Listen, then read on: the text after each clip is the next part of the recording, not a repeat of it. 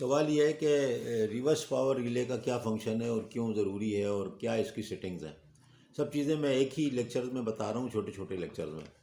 देखिए, reverse power आपने फिर वही मैं उसी डायग्राम पे आता हूँ जो मेरी पावर की इक्वेशन है और जो मैंने वेक्टर डायग्राम बनाए हुए हैं और 5-6 लेक्चर में ताल्लुक़ किया है, जिसका कि पावर सूट से भी ताल्लुक़, जिसका कि डिस्टेंस रिले से भी ताल्लुक़, जिसका कि फ्लेक्सिबिलिटी ट्रांसमिशन की जो सिस्टम्स हैं, डिवाइसेस हैं, उससे भी ताल्लुक़, उसका इससे भी ताल्लुक़ रिवर्स पावर रिले से। क्योंकि देखिए, एंगल पे डिपेंड कर रहा है, वोल्टेज का एंगल जनरेटर का और ग्रिड का एंगल, उसके ऊपर डिपेंड कर रही है पावर का फ्लो। अब अगर जनरेटर का एंगल कम हो जाता है किसी वजह से, स्पीड कम हो जाती है, उसकी कोई प्रॉब्लम ऐसा आपके प्राइम मूवर की तरफ आता है जिसकी वजह से स्पीड कम होती है, आपको पता है रोटर एंगल जो इधर का कम हो जाएगा, तो हो सकता है कि किसी दूसरे जनरेटर से जो कि उसी स्टेशन पे है या ग्रिड स्टेशन से आपके power toward the generator flow हो जाए।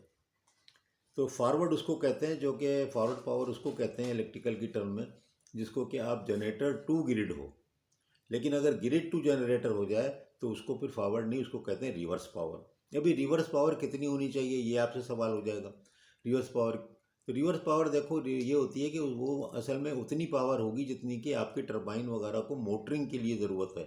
मोटरिंग का लोड आ गया ना, टरबाइन पे फर्क करो, स्टीम वगैरह का सिस्टम ट्रिप हो गया, वो मोटर में कन्वर्ट हो गई, और मोटर में जो कन्वर्ट हो गई तो इसका मतलब ये है कि वो मोटर लोड कितना होगा।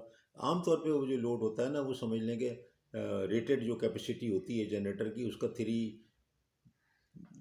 3% या 4% तक होता है of the rated value reverse power की। जो लोड होता है ना, रिवर्स पावर का मतलब है जो लोड हो गया ना टरबाइन का, वो मोटर का, वो आएगा उधर से, तो वो 3 से 4% ऑफ द रेटेड होता है। तो इसका मतलब है कि रिवर्स पावर का मैग्नीट्यूड जो है इससे ज़्यादा नहीं होगा, किसी किस्म की भी हो मशीन, रेंज तकरीबन ये रहेगी। तो आमतौर पर जो रिवर्स पावर की सेटिंग करते हैं ना, 50% ऑफ दिस रिक्वायर्ड पावर करते हैं। रिक्वायर्ड पावर का मतलब जो जनरेटर पावर फीड करेगा टू द टरबाइन मोटरिंग के लिए, उसकी 50% वो ग्रिड से आएगी ना।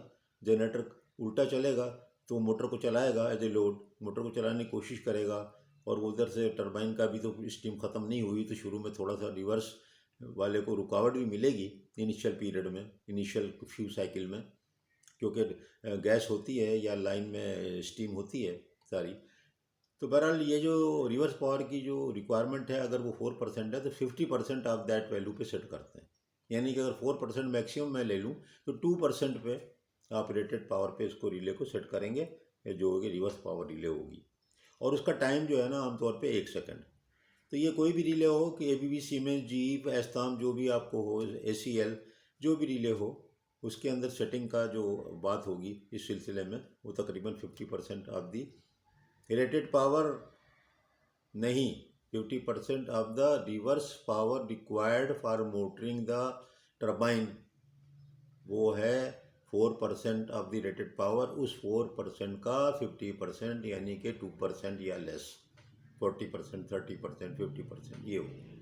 ठीक है ना, याद रखिएगा। ऐसा नहीं समझे कि 100 MVA का 4% तो फिर तो यार बहुत हो गया ना, 4 MVA हो गया। 4 MVA का मतलब है 2 MVA, दो ही नहीं, ये नहीं, 4% उसका निकालें, फिर उसका आधा या उससे आधे से कम। ठीक है ना, तो ये इसकी वैल्यू होती है। आमतौर पर 2%, 3% तक होती है। 4 में मैक्सिमम वैल्यू आपको एक बता रहा हूँ, इससे कम भी होती है। तो ये बड़ी इंपॉर्टेंट पॉइंट है, मैंने कहा इसके ऊपर एक अलग से छोटा सा वीडियो लेक्चर जो आपके सामने है, बहुत काम की चीज़ें हैं, ये याद रखें। इंटरव्यू